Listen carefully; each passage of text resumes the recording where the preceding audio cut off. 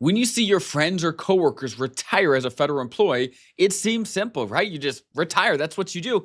But there's so many different types of federal retirement, and only some of them come with the benefits that you actually want to take with you into retirement. So today, we're going to talk about all the different types of federal retirement, how you can be eligible for the ones that you want, and the benefits that come along with it. Because most feds, what do? They want a pension that's unreduced in retirement, as big as possible, right? And you want to keep your health insurance. That's what most feds want. The other benefits are great, but those are really the two core things. So let's dive in. So first and foremost, let's talk about full retirement, or AKA normal retirement. This is this list right here. There are 3 ways to be eligible for a full retirement as a federal employee. Number 1, if you hit your minimum retirement age, which if you don't know what your minimum retirement age is, it's probably age 57. It's based on your birth year. You can just Google MRA chart. You'll find it. It's 57. It's either 56 in some months or age 57. Once you've hit that age, plus you have 30 years of federal service, then you're eligible. And you can retire. You can get a pension right away, keep your health insurance, all that jazz, which is great. But if you don't have, let's say, 30 years once you've hit your minimum retirement age, let's say you've got 18 years, whatever it is, the next age that you could potentially be eligible is age 60 with at least 20 years. So if you don't have the full 30 by your minimum retirement age, once you hit age 60, the years of service requirement drops down to only 20 years. And once you hit age 62, you only need 5 years of service to be eligible for full retirement, which means you get a full pension that's unreduced right away. And in most cases, you can keep your FEHB, your health insurance. Now, there are many types of early retirement. Let's talk through those, how to be eligible, and what benefits that does or doesn't come with. Number 1 is MRA plus 10.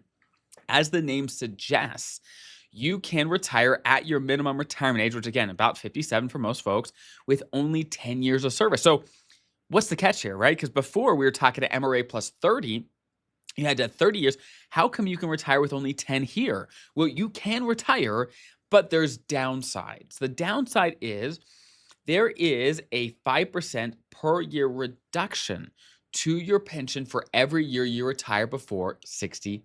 So for example, if you are age 57 when you take this retirement, that is 5 years before 62. So 5 times 5, that's a 25% reduction you'll see to your pension. And that's a permanent reduction for the rest of your life. So yes, you can retire at your minimum retirement age with just 10 years. But again, there's reduction. So let me give an example. What if you're age 58 and you've got 15 years of service? Are you eligible for a full retirement? The answer is no, you're not.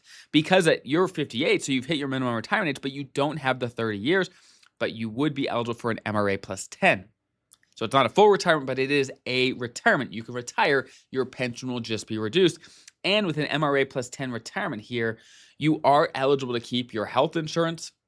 That comes with it, but again, your pension is reduced. However, there's a type of retirement called postponed retirement, which, long story short, allows you to not take your pension right away under an MRA plus 10.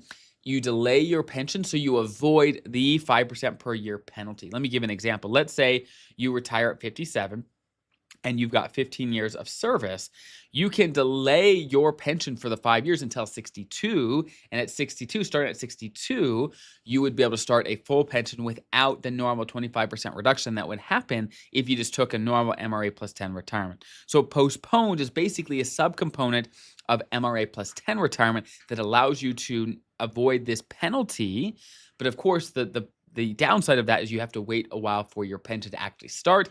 And by the way, while you're waiting for your pension to start from 57 to 62 or whenever your gap is, you can't keep any federal insurance during that time. So health insurance, life insurance, any of that, you can't be covered when you're not receiving a pension. Okay, next type of retirement is a VERA. Now, this is very, very familiar to people in 2025 and 2026 as many VERAs have been offered, which allows you to retire. Let me actually clean this up and talk you through it. It allows you to retire with way less years of service and age requirement. So if you are 50 years old, all you need is 20 years to qualify for a VERA, or 25 years at any age. So if you're 45 years old, you've got 25 years, and you get offered a VERA, then you can retire. You can get a pension right away, and you can keep your health insurance. So a VERA is basically a way, it stands for Voluntary Early Retirement Authority. It's a way to retire early, but you have to be offered a VERA. You can't just choose a VERA on your own accord. Your agency has to offer it to you. And then if you're eligible under one of these criteria, then you can accept it and retire, get a pension right away, and keep your health insurance. So that's a great, great deal.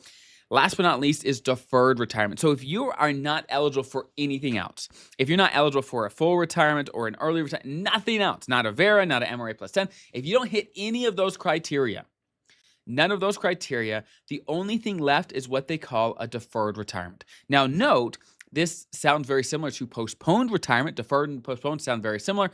They're not. In this context, they're very, very different. Here's the main difference. A deferred retirement, you can start a pension down the road. So let me give an example. Let's say you're 50 years old. You've got 20 years of service. You can start a pension later. In this case, if you have 20 years, you can start at 60. If you have at least 30, you can start at 57. If you have less than 20, you can start at 62. Okay. So when you start the pension depends on how many years of service you have. But basically, you leave the government. A deferred retirement is basically you just leave the government and you start a pension later. You leave the government and you start a pension later. The difference, though, is deferred retirement never comes with health insurance. Never. That's the one big benefit you give up with a deferred retirement. But at least you get a pension. Again, it's not right away. You get something, and it never comes with health insurance. So when you're thinking about which of these you may be eligible for, first ask the question, are you eligible for a full retirement? If the answer is yes, then you're good. You're done. You don't have to do anything more. Next, are you eligible for one of the early types of retirement like MRA plus 10 or VERA? Great. Great. That's a great thing, right?